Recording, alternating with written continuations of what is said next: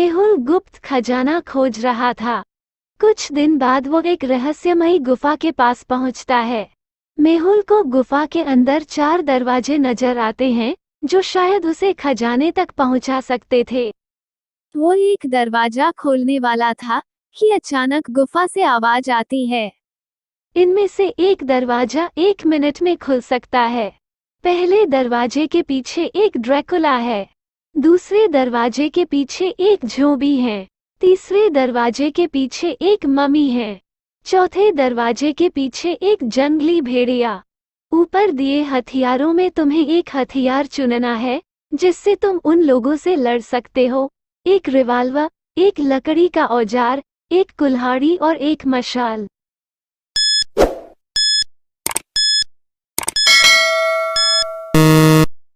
Answer D. Revolver से सिर्फ भेड़िया मरेगा, लकड़ी सिर्फ दैत्य को मारेगी, परंतु आग से चारों डरते हैं। ओलिवा का किसी ने अपहरण कर लिया। उसकी माँ ने जासूस मेहुल को बुलाया। मेहुल ने ओलिवा के कमरे की तलाशी ली तो वहां उसे ओलिवा की नोटबुक मिली। नोटबुक के आखिरी पेज पर तस्वीर बनाई हुई थी। मेहुल उसका अर्थ समझ नहीं पाया। जब ओलिवा का अपहरण हुआ था उस वक्त 3 लोग मौजूद थे। मेहुल ने उनसे पूछताछ की। जेकब, मुझे ऑफिस से कॉल आया था और मैं 1 घंटे तक उसमें व्यस्त था, मुझे कुछ भी नहीं मालूम। बॉबी, मैं सुबह से ओलिवा के कमरे में नहीं गया। कुक मेडिसन में ओलिवा के लिए खाना बना रही थी और मैं पूरे समय रसोई घर में थी। इन तीनों से पूछताछ के बाद और ओलिवा की नोटबुक में बताई गई तस्वीर देखने के बाद मेहुल अपहरणकर्ता की पहचान कर लेता है। क्या आप बता सकते हैं किसने अपहरण किया होगा? आपके पास 5 सेकंड हैं, कमेंट करके बताइए।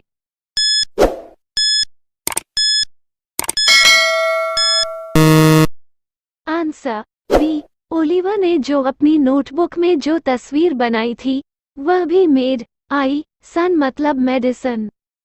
एक बरसाती रात में जासूस मेहुल एक चोर का पीछा कर रहा था। चोर तेज निकला और मेहुल की आंखों से ओझल हो गया। चोर एक स्कूल में जाकर छिप गया। चोर ने नकाब पहना था, इसलिए मेहुल उसका चेहरा नहीं देख सका। मेहुल जब स्कूल पहुंचा तो उसे वहां 3 लोग मिले। पूछताछ करने पर तीनों ने चोर होने से इनकार किया और कहा कि वह तीनों सुबह से स्कूल की लाइब्रेरी में पढ़ाई कर रहे थे। तीनों को गौर से देखने के बाद क्या बता सकते हैं चोर कौन है? आपके पास 5 सेकंड हैं, कमेंट करके बताइए।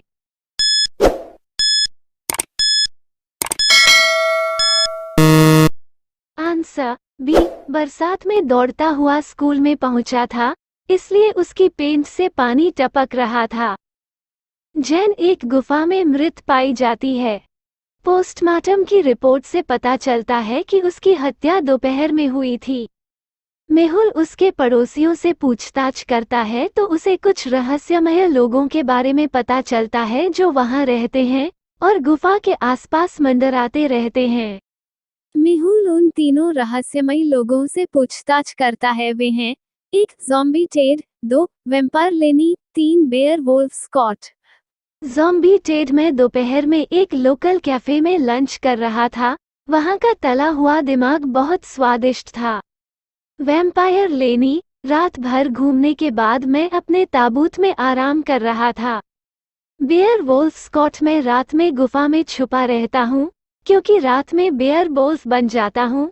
सुबह मैं आदमी बन गया और घर चला गया। इनमें से किस रहस्यमयी व्यक्ति ने जैन की हत्या की है? आपके पास 5 सेकंड हैं, कमेंट करके बताइए।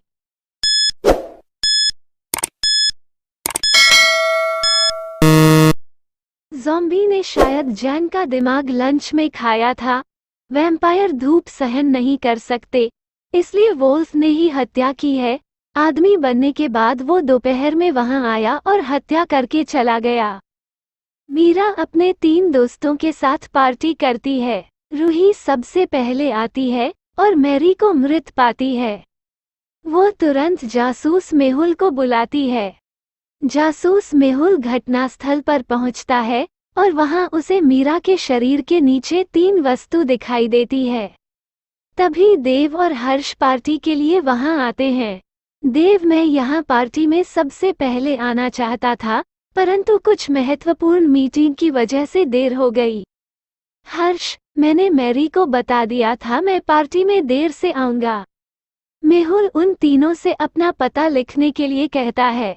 मेहुल तुरंत समझ जाता है हत्या किसने की है। क्या आप बता सकते हैं हत्या किसने की है? आपके पास 5 सेकंड हैं, कमेंट करके बताइए।